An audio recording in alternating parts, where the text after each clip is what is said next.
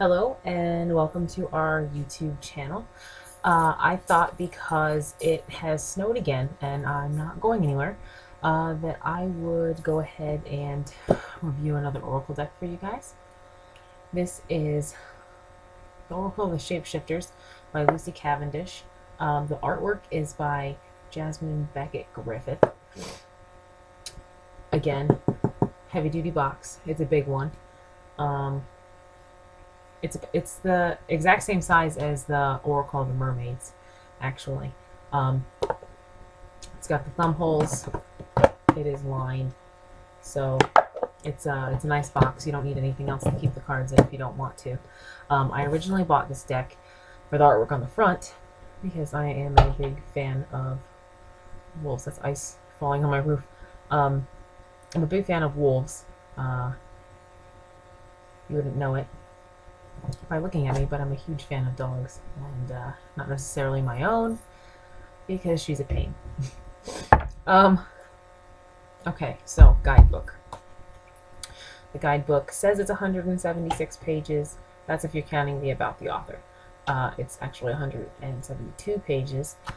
They do give you some information about shapeshifters, evolutionary changes, animal symbols, and relevance in the front of the book.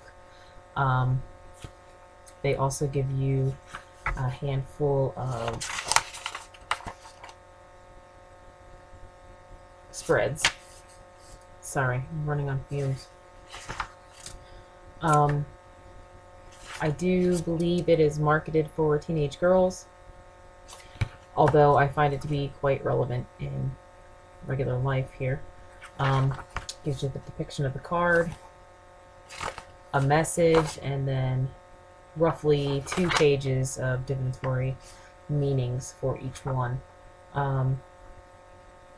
Although they are pretty insightful, I don't think that they are they're not necessarily that in-depth like we'll say the Tower or the Death card in a tarot deck or anything like that. It's not like that, but it does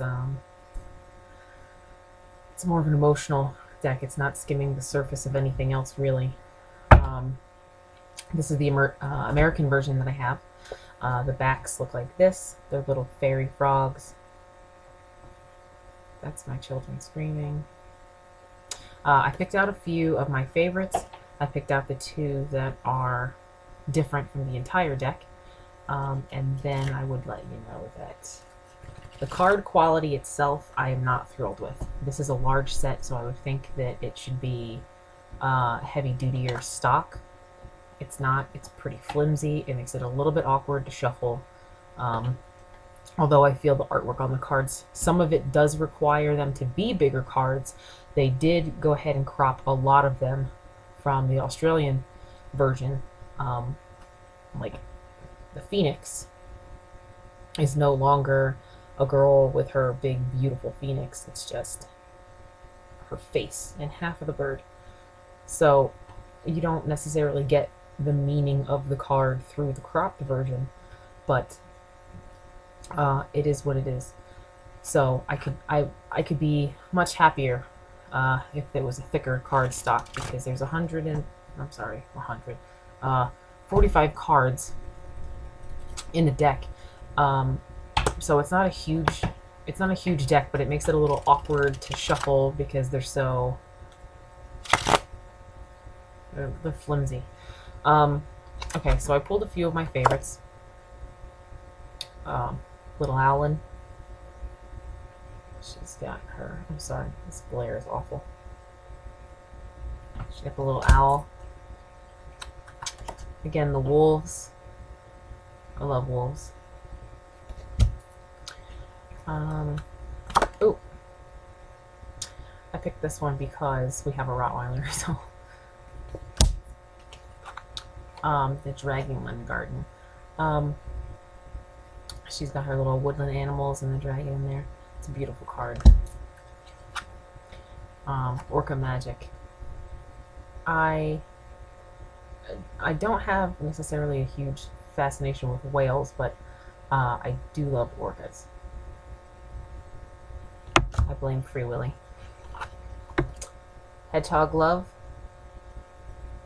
The colors on these cards are, they're really great. They're really vivid. You can't necessarily tell it from my camera because my cameras are crap, but they're really, really pretty cards. Raccoon. I really like that one because I have some Native American in my heritage, so I'm drawn to the feathers and the spiritual aspects and stuff like that. Artemis. Very cute. So, oh, there, we've made it there. The different cards. You see how Elizabeth and the Lion, she looks a little more, like, not necessarily creepy, but I would say she was closer to Jack the Skellington King than she was to a cartoon, you know? So she's a little bit different, and then there's this one here. I can't even pronounce the name. I'm not going to attempt it. I would butcher it. But I'm going to say that's probably the name of the dragon that she's with as opposed to herself, because it says the Priest of Time. I've never actually pulled this card in a deck. I've done quite a few readings with it, so by quite a few I would say 30 maybe, and I've never pulled her, so, but she is a beautiful card. All the rest, again, here would be a full picture. Really nice. The borders are nice. It gives you lots of detail and depth. And then, hang on here, let me find one. I know I should have pulled it out before. Well, that's one, but I've already showed you that. Well, I guess we're using that one. Is the Phoenix. You see how you don't really get much out of the picture. It's just a cropped picture of her face and whatever else she's supposed to be holding, you know? And there's a couple of them like that in here, like the fairy ring. It's a pretty in-depth card, and then you turn around to just a girl's face and a spider.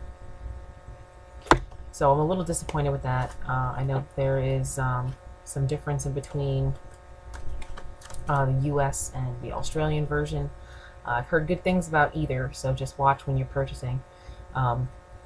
The Australian version, I believe, has a lot more of the borders as opposed to the US version.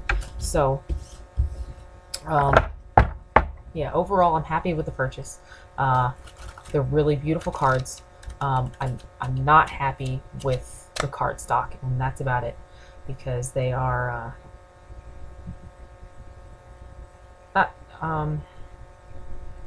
I'm looking for a different word than accurate. They seem to delve into more of a personal relation aspect as to this is what you need to work on spiritually in your life. It's more like, you know, take care of yourself, regret and grief. So you can tell that I will show you whom to trust. You can tell that some of them are marketed for a younger crowd, positive, uplifting new friends. But I mean, I'm not unhappy with it, and I should probably wrap this up. So I hope it helped anybody that was looking at the deck itself. Yeah, that's it. So thanks for watching, and what day is it? Thursday? Happy Thursday. Have a good day.